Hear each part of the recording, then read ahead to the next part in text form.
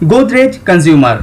India के अंदर Godrej consumer एक लीडिंग कंपनी के हिसाब से जाना जाता है एफएमसीजी सेक्टर के अंदर, और पिछले 10 सालों में गोदरेज कंज्यूमर अपना शेयर प्राइस को 10 गुना कर चुके हैं। तो आज इस वीडियो के अंदर हम लोग देखेंगे कि गोदरेज कंज्यूमर के ऊपर एक टारगेट जो दिया गया है वो बहुत ही हैरान करने वाला है।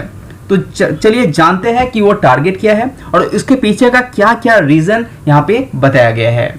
तो सबसे पहले आप यहाँ पे टारगेट देख लीजिए। रिसेंट कंडीशन में गोदरेज कंज्यूमर का शेयर 900 के आसपास चल रहा है, लेकिन यहाँ पे जो टारगेट दिया गया है वो दिया गया है 1718 का, जो करीब करीब 80% से भी ज्यादा यहाँ पे नजर आता हुआ दिखाई दे रहा है।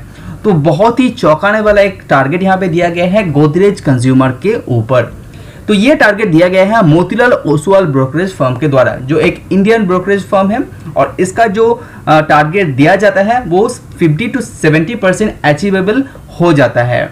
लेकिन गोदरेज कंज्यूमर के ऊपर जो यहाँ पे टारगेट दिया गया है वो बहुत ही चौंकाने वाला है।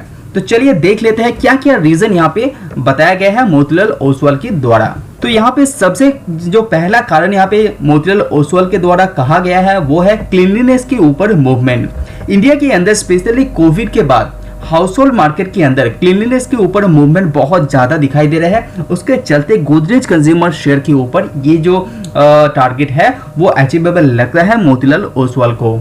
उसी के साथ साथ दूसरा जो कारण यहाँ पे दिया गया है वो है हाउस होल्ड क्लीनिंग जो प्रोडक्ट है उसके अंदर सेल बहुत ही यहाँ पे ज्यादा दिखाई दे रहा है, और ऐसा अंदाजा लगाया जा रहा है कि हाउस होल्ड क्लीनिंग प्रोडक्ट के अंदर ये जो सेल हाई का ये कंटिन्यू ये चलता रहेगा, क्योंकि वहां पे डिमांड बहुत ज्यादा है India as well as global market के अंदर। तो ग्लोबल मार्केट में भी गोदरेज कंज्यूमर का प्रोडक्ट सप्लाई होता है। तीसरा जो रीजन यहाँ पे दिया गया है वो है हेयर कलर बिजनेस के अंदर गोदरेज कंज्यूमर बहुत ही तेजी से ग्रो कर रहे हैं,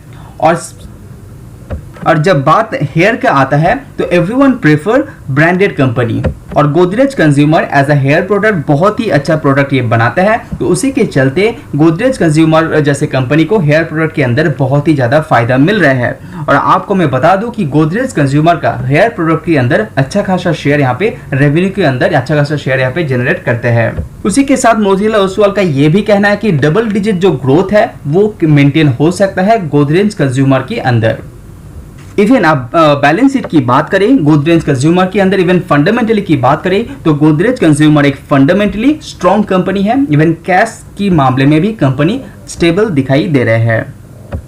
तो ये सारे कारण के चलते मोतीलाल ओसवाल का कहना है कि आगे आने वाले एक साल के अंदर गोदरेज कंज्यूमर का शेयर का प्राइस 1700 से भी ज्यादा आप देख सकते हैं। अगर आप गोदरेज कंज्यूमर को लॉन्ग टर्म के हिसाब से देखेंगे तो मार्च 2010 में कंपनी का शेयर प्राइस हुआ करता था 2000 रुपीज के आसपास, वो बढ़ते हुए 2000 करोड़ के आसपास। तो यहाँ पे सेल बढ़ते बढ़ते यहाँ पे 11,000 करोड़ तक पहुंच गया है मार्च 2021 में। उसी के साथ कंपनी का नेट प्रॉफिट में भी अच्छा उछाल दिखाई देता है। नेट प्रॉफिट जो जहाँ पे 340 करोड़ का हुआ करता था मार्च 2010 में, वो बढ़ते हुए 1700 तक जाते हुए दिखाई दे रहे हैं। कंपनी का मार्जिन की बात करें तो कंपनी का मार्जिन बहुत ही स्टेबल है यहाँ पे दिखाई दे रहा है। हालांकि रिसेंट कंडीशन में कंपनी यहाँ पे मार्जिन थोड़ा सा सुधार दिखाई दिया है, वहाँ पे 22% से लेके 21% ऐसा बैलेंस करके कंपनी चल रहा है। अगर कंपनी के अंदर बोरोइंग्स की बात करें, कर्जा की बात करें, तो कंपनी के अंदर कर्जा थोड़ा सा है जो 2200 करोड़ के आसपास है, लेकिन कंपनी के पास रिजर्व कैश 10,000 करोड़ से भी ज्यादा दिखाई दे रहे हैं।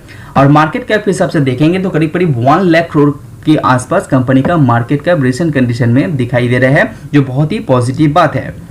अभी एफआईएस होल्डिंग की बात करें यहाँ पे, तो एफआईएस होल्डिंग के अंदर यहाँ पे करीब करीब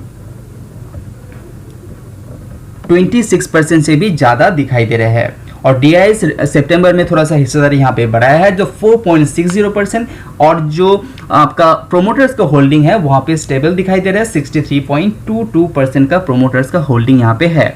तो अगर आप गोदरेज कंज्यूमर शेयर के अंदर निवेश करना चाहते हैं तो अच्छी तरह से रिसर्च करने के बाद आपको निवेश करना चाहिए। हालांकि ये फंडामेंटली बहुत ही स्ट्रॉन्ग कंपनी है, तो सही प्राइस मिलने पे आपको इसके अंदर निवेश कर सकते हैं, लेकिन वैल्यूएशन को थोड़ा सा ध्यान में रखिए, क्योंकि रिसेंट कंडीशन में कंपनी का पीई है 52, और 5 साल का मीडियम पीई देखेंगे तो है 40 के आसपास। तो वैल्यूएशन को ध्यान में रखते हुए आपको निवेश करना चाहिए। तो आज वीडियो में इतना ही। See you on next video.